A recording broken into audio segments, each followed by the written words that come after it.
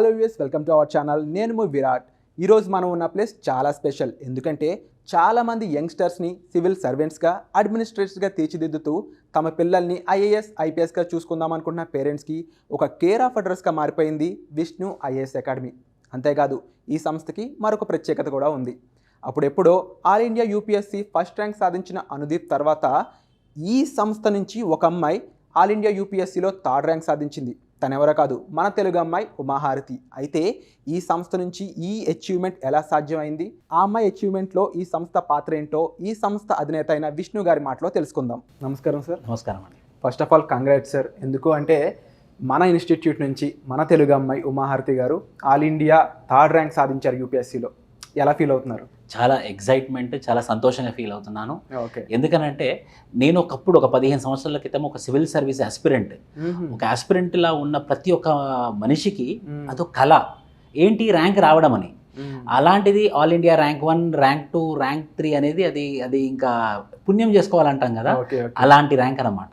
అది మన ఇన్స్టిట్యూట్, మన తెలుగు అమ్మాయి, మన అకాడమీలో ఉన్నటువంటి అమ్మాయి అంటే ఇక నా సంతోషానికైతే హద్దు లేదండి. మీ కళలోనే కనిపిస్తుంది సార్. అది అంటే యూపీఎస్సీలో అర్హత సాధించడమే చాలా కష్టం నిజానికి.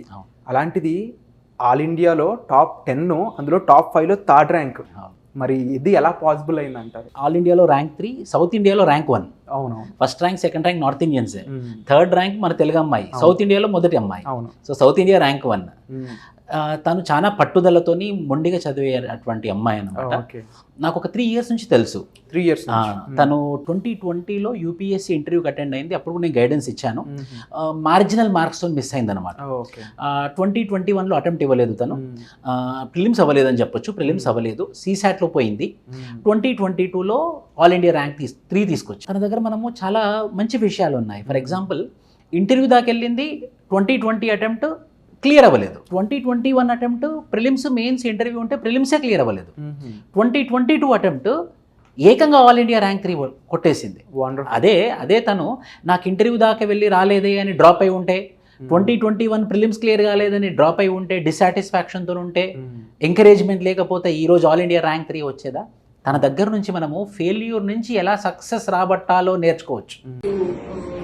When I was thinking about changing my option, it was Vishnu sir that I consulted first. Nenu academic ellanu, Vishnu IAS Academy ki, and then in fact I showed him whatever preliminary notes I made on some of the topics, and I told him this is what I want to do. And then in fact I asked him if it was a risky decision, and then he said he completely supported it. Like, go for it. If that is what you feel, that changing option will change things for you, then he said go for it. And then he said, he would support me in every means possible. So he talked about test series and checking answers personally if I wanted. So, and he also gave me some of the material that he compiled himself. And మరీ ముఖ్యంగా sir, జనరల్గా ర్యాంకర్స్లో వాళ్ళ preparation ఎలా ఉంటుంది, వాళ్ళ time table ఎలా ఉంటుంది, ముఖ్యంగా మన ఇన్స్టిట్యూట్ నుంచి మీ శ్రద్ధ ఎలా ఉంటుంది, ముఖ్యంగా మీ రోల్ ఏంటి వాళ్ళ లైఫ్లో? సో ముఖ్యంగా నేను ఆల్ ఇండియా ర్యాంక్ 3 ఉమాహారతి గురించి చెప్తే, తను ఇంతకుముందు వేరే ఆప్షనల్ అన్నమాట, జియోగ్రఫీ అనే ఆప్షనల్. సో ఒక కొద్ది కాలంగా ఒక 1 decade నుంచి జియోగ్రఫీ ఆప్షనల్లో నుండి ఎక్కువ ర్యాంక్స్ రావట్లేదు. అది మంచి ఆప్షనలే, కానీ ఎక్కువ ర్యాంక్స్ రావట్లేదు అన్నమాట. సో 2020లో తను ఇంటర్వ్యూ దాకా వెళ్ళి రాకపోయేసరికి తను నా దగ్గరకు వచ్చింది 2021లో. సార్ మరి నాకు జియోగ్రఫీ ఆప్షన్లో మార్క్స్ ఎక్కువ రావట్లేదు, 2019 అటెంప్ట్, 2020 అటెంప్ట్, నేనేం చేస్తే బాగుంటుందని నన్ను అడిగిందండి. నేను అన్నాను కదా అమ్మా, anthropology is flourishing, result oriented, మంచి రిజల్ట్ వస్తుంది. నువ్వు 2022 అటెంప్ట్కి ఆంథ్రపాలజీతో ఆప్షన్లతో వెళ్ళు, నేను నీ నోట్స్ కానివ్వండి, ఆన్సర్స్ కానివ్వండి, ఏదైనా నేను చెక్ చేస్తాను అని చాలా క్లియర్గా చెప్పాను. అది తనకి బూస్టింగ్ ఇచ్చారని తనే చెప్పింది అనమాట. తన సొంతంగా తన టెస్టిమోనియల్ ఉంది, తనే సొంతంగా యాక్సెప్ట్ చేసింది. సో అలా స్టార్ట్ చేసి 297 మార్క్స్ ఆంథ్రపాలజీ ఆప్షన్లో స్కోర్ చేసింది. ఒక ఆప్షనల్లో 300 దగ్గర దాకా కొట్టడం అంటే అద్భుతం. అవునవును. సో అలా ఆప్షనల్ తనకి చాలా మంచి మార్క్స్ తీసుకొచ్చింది. ఎథిక్స్లో 132 మార్క్స్ వచ్చింది, అది ఒకటి కాంట్రిబ్యూట్ చేసింది. ఎస్ఏలో మంచి మార్క్స్ వచ్చాయి. అలా అన్ని మార్క్స్ కాంట్రిబ్యూట్ అవ్వడం వల్ల తనకి ఆల్ ఇండియా ర్యాంక్ 3 వచ్చింది. కానీ ఇంకో 10 మార్క్స్ వచ్చి ఉంటే ఆల్ ఇండియా ర్యాంక్ 1 వచ్చేది తనకు. Wonderful sir. తప్పకుండా మరిన్ని రాబోయే వాటిలో కన్ఫర్మ్గా అది కూడా నాకు తెలిసి మీ ద్వారా పాసిబుల్ అయిపోతుంది. Thank you. అయితే మీరు ఇప్పుడు ఆంథ్రోపాలజీ ఆప్షన్ గురించి మాట్లాడారు కాబట్టి నేను వింటూ ఉన్నాను, జనరల్గా ఓన్లీ విష్ణు ఐఏఎస్ అకాడమీతో మాత్రమే ఒకటి సాధ్యం అయ్యే విషయం విన్నాను.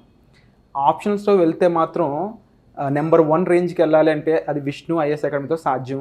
దానికి ఎగ్జాంపుల్ కూడా ఉన్నారు, నిధి పై కానీ లేకపోతే అంతకుముందు సంకీర్త్ గారు కానీ. ఇది ఏంటి, ఈ సీక్రెట్ ఏంటి? ఇది మీకు మాత్రం ఏమైనా స్పెషల్ సీక్రెట్ మెయింటైన్ చేస్తారా మీరు? అలా ఏం లేదండి. కాకపోతే మీరు చెప్పిన మాట నిజము. 2020లో సంకీర్త్ అని ఇప్పుడు IPS officer, Telangana cadre, 326 marks వచ్చాయి. అతనికి కూడా ఆంథ్రోపాలజీ ఆప్షనల్ కాంట్రిబ్యూట్ అవ్వడం వల్ల అతనికి సర్వీస్ వచ్చింది. లాస్ట్ ఇయర్ అశ్విన్ అని 285 మార్క్స్ వచ్చాయి. అతనికి ఆంథ్రోపాలజీ మార్క్స్ కాంట్రిబ్యూట్ అవ్వడం వల్ల 235 ర్యాంక్ వచ్చింది, గుంటూరు అబ్బాయి. 2022 ఇప్పుడు నిధి పై అని 110 ర్యాంక్ వచ్చింది. కానీ అంత మంచి ర్యాంక్ రావడానికి మెయిన్ కారణం ఏంటంటే ఆంథ్రోపాలజీ ఆప్షన్. ఎందుకు అనంటే 300 రావడమే గగనం. ఇంతకుముందే అన్నా 325 మార్క్స్ వచ్చాయి. Wonderful sir. సో 325 మీరు తన టెస్టిమోనీలో కూడా చూడొచ్చు. But I'm sure the rank is one of the reasons for the rank is definite improvement in the score of my optional, which is anthropology, and I think I have to thank Vishnu sir because he's given a lot of personalized time for the optional in the 3 months between prelims and mains. I used to come every week and write the test. So I think a special thank you to you, sir. తను సొంతంగా తన rank రావడానికి గల కారణం optional. ఎందుకంటే sir మెయిన్స్లో general studies ఉంటుంది, optional ఉంటుంది. జనరల్ స్టడీస్ అందరికి కామన్గా ఉంటుంది అనమాట. మనం ఎంత చదివినా కూడా యావరేజ్ మార్క్స్ వస్తాయి, అది వాస్తవం. అంటే మేము ఫీల్డ్లో ఉన్నాం కాబట్టి మాకు తెలుసు, ఒక 20 సంవత్సరాలుగా as aspirant, as a faculty.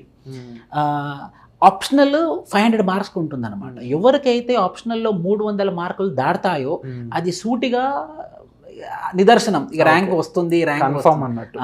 ఇక అలాంటి 325 వచ్చిందంటే it's compulsory she is going to get below 100 rank అన్న. అంటే మీరు ఎలా సార్, ఇప్పుడు ఒక్కొక్క పర్సన్కి మీరు ఒకలా చూస్ చేసుకొని ఆ ఆప్షన్ సెట్ చేసి పక్కాగా వాళ్ళ చేత ర్యాంక్ అవుటింగ్ చేస్తున్నారు మీరు. ఇది ఎలా పాసిబుల్ అని అడుగుతున్నా. అంటే పేరెంట్స్ కూడా తెలుసుకోవాలని ఒక ఆతృత ఉంటుంది అనమాట. సో మాకు కూడా ఇప్పుడు మా పిల్లలకి పలానా ఇది ఏ టైంలో ఇలా అవ్వలేదు, మేబీ ఆ సార్ దగ్గర తీసుకెళ్తే ఏమైనా ఆప్షన్ మార్చి అలా సెట్ చేస్తారేమో అనుకుంటారు కదా. సో దానికోసం అడుగుతున్నాను, ఎలా ఇది పాసిబుల్? అలా ఏం కాదండి. అంటే స్టూడెంట్స్ కూడా పట్టుదల ఉండాలి. ఇప్పుడు సంకీర్తన్ అతను ఉన్నాడు 2020 ర్యాంకర్. అంటే నేను ఈ సంవత్సరం ర్యాంకరే కాదు, ఇంతకుముందు ర్యాంకర్ గురించి డిస్కస్ చేస్తున్నాను. అతను మీరు ఒక విషయం చెప్తాను నేను. 2019లో sub inspector of police Telangana recruitment నోటిఫికేషన్లో సబ్ ఇన్స్పెక్టర్ ఆఫ్ పోలీస్లో అతను రన్నింగ్ రేస్ చేయలేక డిస్క్వాలిఫై అయ్యాడు. అతను రన్నింగ్ రేస్లోనే డిస్క్వాలిఫై అయ్యాడని డిమోటివేట్ అయ్యి ఉంటే ఈరోజు ఐపీఎస్ ఆఫీసర్ అయ్యేవాడు. మళ్ళీ హీ హిమ్సెల్ఫ్ గాట్ బ్యాక్. మళ్ళీ బయటకు వచ్చేసి నేను సబ్ ఇన్స్పెక్టర్ ఆఫ్ పోలీసే కాలేదు, నేను సూపరింటెండెంట్ ఆఫ్ పోలీస్ అవుతానని చెప్పేసి ఎస్పీ అయ్యాడు. అంటే వాళ్ళకు కూడా పట్టుదల ఉండాలి. ఫస్ట్ వాళ్ళలో ఆ ప్యాషన్, ఈ యూపీఎస్సీ ఎగ్జామ్ అనేది ప్యాషన్గా, దాని తెలుగులో చెప్పాలంటే ఒక పిచ్చి, అంటే ఒక క్రేజీనెస్. ఇక్కడ చూసినా కూడా మనకి ఐఏఎస్, ఐపీఎస్, యూపీఎస్సీ అనే అలా ఆ కోణంలో చదువుతూ, హౌఎవర్ మళ్ళీ హార్డ్ వర్క్తో పాటు స్మార్ట్ వర్క్ కూడా ఉంటుంది. Very important. స్మార్ట్ వర్క్ ఎలా అంటే ఏ పుస్తకాలు చదవాలి, చాలా వందల పుస్తకాలు ఉంటాయి. లిమిటెడ్ రిసోర్సెస్, చాలా తక్కువ పుస్తకాలు పెట్టుకోవాలి, ఎక్కువ రివిజన్ చేయాలి, కేస్ స్టడీస్ రాయాలి, ఎగ్జాంపుల్స్ చేయాలి. ముఖ్యంగా ఆంథ్రోపాలజీ తీసుకుంటే కేస్ స్టడీస్ ఉంటాయి, కేస్ స్టడీస్ ఎక్కువ గుర్తుంచుకోవాలి. నేను హైదరాబాద్ హైకోర్టులో ప్రాక్టీసింగ్ అడ్వకేట్ కూడా, ఎల్ఎల్బి ఎల్ఎల్ఎం చేశాను, యాజ్ వెల్ యాజ్ ఆంథ్రోపాలజీలో కూడా నేను పోస్ట్ గ్రాడ్యుయేషన్ చేశాను. సో ఇండియన్ పాలిటీ క్లాసెస్ కూడా నేను ప్రాపర్గా చెప్తాను. జడ్జిమెంట్స్ యాడ్ చేయాలి. సో ఒకటి మనం సబ్జెక్ట్ స్టాటిక్నే కాకుండా దానికి డైనమిక్ కూడా యాడ్ చేస్తే మనకు మార్క్స్ పడతాయి అనమాట. అంటే ఎవిడెన్స్ ప్రూవ్, సబ్స్టాన్షియేట్ చేస్తున్నాం, మనం ఏం చెప్తున్నామో దాన్ని సబ్స్టాన్షియేట్ చేస్తున్నాం through case studies and judgments. And sir మరీ ముఖ్యంగా అంటే మీ గురించి నేను రీసెర్చ్ చేస్తున్నప్పుడు కానీ అసలు ఇది ఎలా పాసిబుల్ అయిందని తెలుసుకున్న టైంలో ఇంకొక విషయం తెలిసిందనమాట. అంటే సూపర్ 50 అని చెప్పేసి జనరల్గా ఎవరైనా సరే ఏ ఇన్స్టిట్యూట్ అయినా కూడా మనం ఇంతమంది నేర్పుదాము అని చెప్పేసి ఎక్కడ లిమిట్ పెట్టుకోదు. మన దగ్గరికి ఎంతమంది ఓపెన్గా వస్తే వాళ్ళకి మనం టీచ్ చేసుకుంటూ వెళ్దాం అని అనుకుంటారు. బట్ మీరు మాత్రం ఏంటి ఓన్లీ 50 మందిని తీసుకుంటారంట, వాళ్ళకి మాత్రమే టీచ్ చేస్తారు, నేను ఇంకెవ్వరికి టీచ్ చేయను అని అంటున్నారు. ఏంటి దీనికి గల కారణం ఏంటో తెలుసుకోవచ్చు? అంటే సార్ నేను యాక్చువల్లీ ఈ అకాడమీ పెట్టడానికి కారణం ఏంటంటే నేను 3 times ఇంటర్వ్యూకి వెళ్ళాను. 3 times యూపీఎస్సీ ఇంటర్వ్యూ ఢిల్లీలో జరుగుతుంది, వెళ్ళాను. నాకు చాలా మార్జినల్ మార్క్స్తో మిస్ అయింది. అప్పుడు నాకు ఒక టీచర్ ఫోన్ నెంబర్ కానీ ఒక టీచర్ కూడా అందుబాటులో లేకుండే.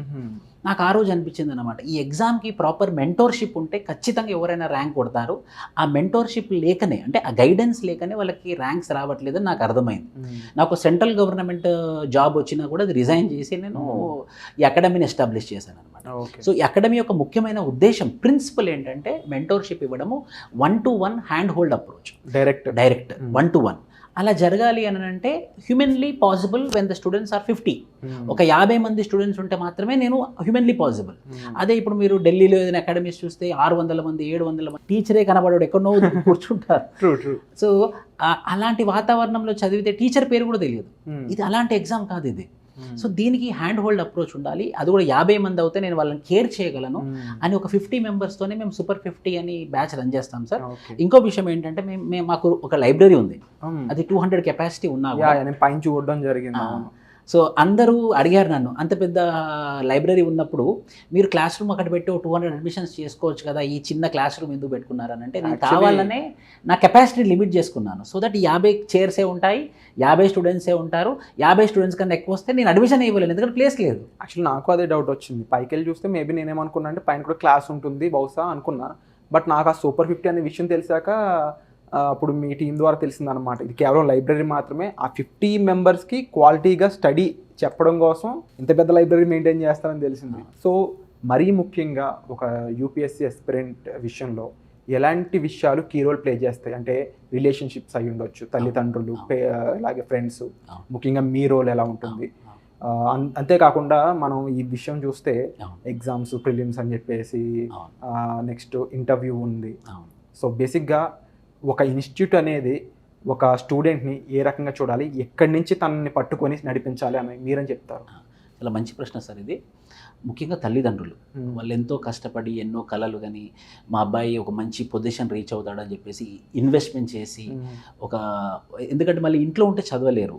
ఇన్స్టిట్యూట్స్ అని హైదరాబాద్లో, ఢిల్లీలో ఉండడం వల్ల హాస్టల్ ఫీజెస్ అని ఇవన్నీ వాళ్ళు ఇన్వెస్ట్ చేస్తారు పిల్లల మీద నమ్మకంతో, పేరెంట్స్ యొక్క నమ్మకం.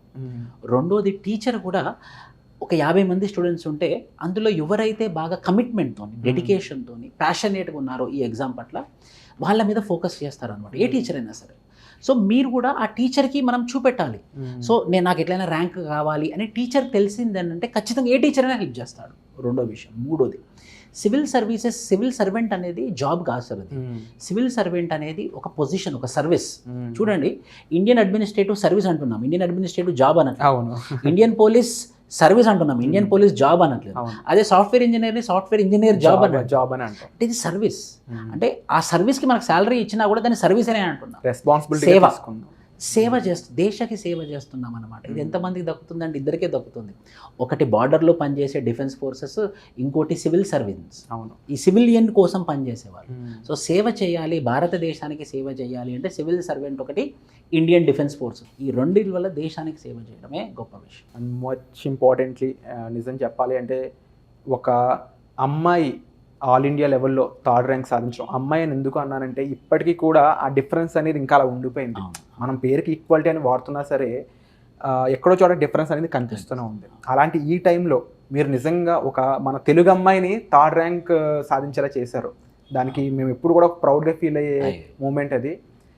మరి ఇలా పాసిబుల్ అవ్వాలి, చాలా మంది తల్లిదండ్రులు అనుకుంటుంటారు, మా పిల్లలకి కూడా ఇలాగ, మా అమ్మాయికి ఇలా పాసిబుల్ అవుతుందా, మా అబ్బాయికి ఇలా పాసిబుల్ అవుతుందా అని చెప్పి. ఇంకో విషయం, మాకు ఈసారి ఇప్పటివరకు 14 ర్యాంక్స్ వచ్చాయి, అందులో 8 గర్ల్సే ఉన్నారు. Wonderful sir. అందులో మంచి ర్యాంక్స్ అంటే దీప్తి చౌహాన్ 630, అంటే కొంచెము బ్యాక్వర్డ్ కమ్యూనిటీ నుంచి అనమాట, తను 630 ర్యాంక్ తీసుకొని వచ్చింది.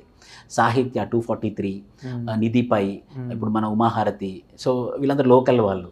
8 మెంబర్స్ గర్ల్సే ఉన్నారు. ఎందుకంటే వాళ్ళు ఈ మధ్యలో వాళ్ళకు కూడా ఒక పొజిషన్ రావాలని చెప్పేసి ఎంపవర్ అవుతున్నారు అనమాట. మంచి విషయం. అవును, వెరీ ఇంపార్టెంట్. అండ్ అది చాలా మంచి విషయం అని మాత్రం కాదు, చాలా ఆనందించదగ్గ విషయం అని చెప్పాలి. అయితే నేను చూస్తూనే ఉన్నాను సార్, మిమ్మల్ని అబ్జర్వ్ చేస్తూనే వెనకాల ఒక నాకు కనిపిస్తూ ఉంది, water bottles, apples distribution to mains రాసే విద్యార్థులకి అని ఉంది. ఏంటి సార్ అది జనరల్? అదేంటంటే మేము ప్రతి మెయిన్స్ ఎగ్జామ్కి, సో అది ఇక్కడ ఉన్నట్టుంది, నేను నోటీస్ చేయలేదు.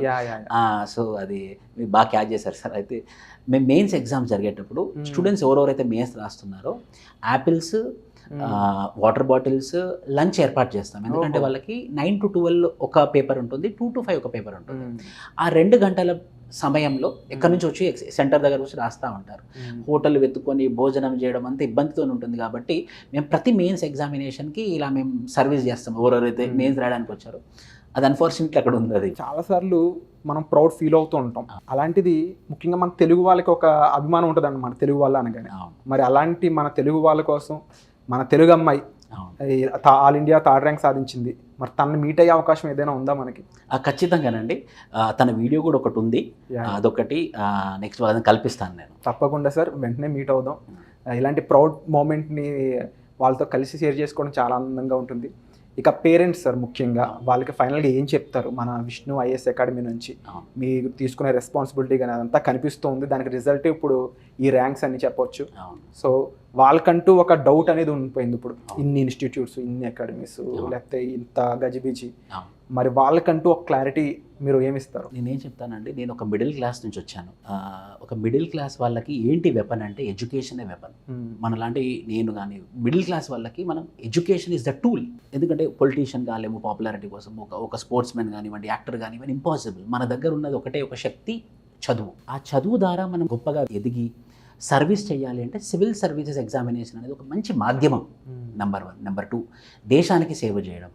నెంబర్ 3, పేరెంట్స్కి మనం ఏదైనా గొప్పది ఇవ్వాలి అని అంటే మన ఎదుగుదల. సో సివిల్ సర్వెంట్ కన్నా వేరే ఎన్నున్నా కూడా, కానీ సివిల్ సర్వెంట్ అనే దానికి మన భారత సమాజంలో ఒక మెట్టు ఉంది అన్నమాట. సో అది రీచ్ అయ్యి మన తల్లిదండ్రులను చాలా సంతోషపెట్టచ్చు. ట్రూ సార్, మీరు అక్షర సత్యం నిజం చెప్పారు. తప్పకుండా మీ ద్వారా మరెన్నో ఎంతోమంది ఈ ఉత్తీర్ణత సాధించి, ఈ అచీవ్మెంట్ సాధించి మమ్మల్ని ఇంకొంచెం ప్రౌడ్గా ఫీల్ అయ్యేలా చేస్తారని మేము ఆశిస్తున్నాం. Thank you so much. ఖచ్చితంగా మేము కూడా మళ్ళీ 2023 అటెంప్ట్, ఎల్లుండి ప్రిలిమ్స్ ఉంది, వాళ్ళని మళ్ళీ ట్రైన్ చేస్తున్నాం మేము. వాళ్ళని మళ్ళీ 2023లో ఇప్పుడు 3rd ర్యాంక్ వచ్చింది. ఆల్ ఇండియా ర్యాంక్ 1 కోసం ఇలాంటి పరంపర కంటిన్యూ చేద్దాం అనుకుంటున్నాం. తప్పకుండా sir, all the best. Sure, thank you.